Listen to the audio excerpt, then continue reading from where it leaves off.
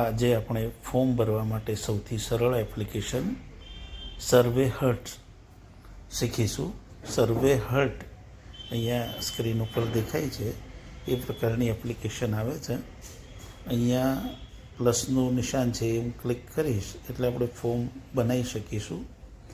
Form અને quiz બંને બનાવી શકાય છે. સૌથી પહેલાં મારે ફોર્મ બનાવવું છે તો ફોર્મ ઉપર ક્લિક કરીશ તો આ રીતે રેડીમેડ ફોર્મ મળી જશે. પરંતુ મારે રેડીમેડ ફોર્મ નથી બનાવવા તો ક્રિએટ બ્લેન્ક ફોર્મ નીચે લખેલું છે એના પ્લસ ઉપર ક્લિક કરીશું એટલે અહીંયા બ્લેન્ક ફોર્મ બનશે. મારે આ પ્રવેશ ફોર્મ બનાવવું છે તો અહીંયા પ્રવેશ ફોર્મ એવું લખી દેવાનું. અહીંયા ગુજરાતી કે અંગ્રેજી જે ભાષામાં બનાવવું હોય એ ભાષામાં પ્રવેશ ફોર્મ એમ ટાઇટલ હું મારી દઈશ.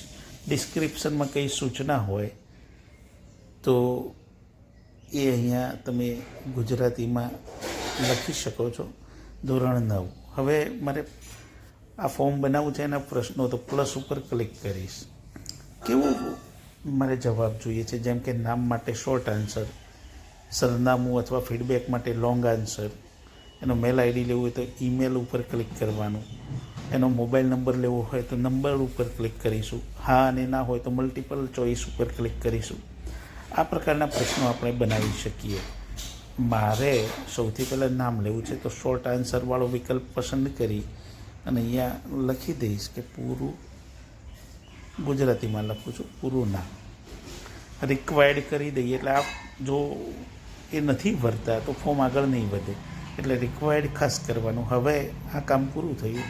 પ્લસ ઉપર ક્લિક કરીશું એટલે બીજો પ્રશ્ન આવશે. બીજો પ્રશ્ન મારે મોબાઈલ નંબર છે તો નંબર ઉપર ક્લિક કરીશ. અહીંયા લખીશ કે મોબાઈલ નંબર અથવા વોટ્સએપ નંબર તો એ ડેટા પણ આવી જશે અને એને રિક્વાયર્ડ કરી દઈશ. આ રીતે તમે પ્રશ્નો બનાવતા જશો. પછી એને પ્રિવ્યૂ કાં કેવું દેખાશે તો આ રીતનું ફોર્મ બનીને આવશે. સ્ટાર્ટ ઉપર ક્લિક, મારે સ્ટાર્ટ નથી રાખવું તો એ મેં સબમિટ કરી દીધું. અહીંયા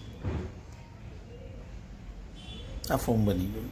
હવે તમારે એની થીમ પસંદ કરવી છે તો આમાંથી કોઈ કલર પસંદ કરી અને થીમ પસંદ કરશો તો પણ કરી શકશો.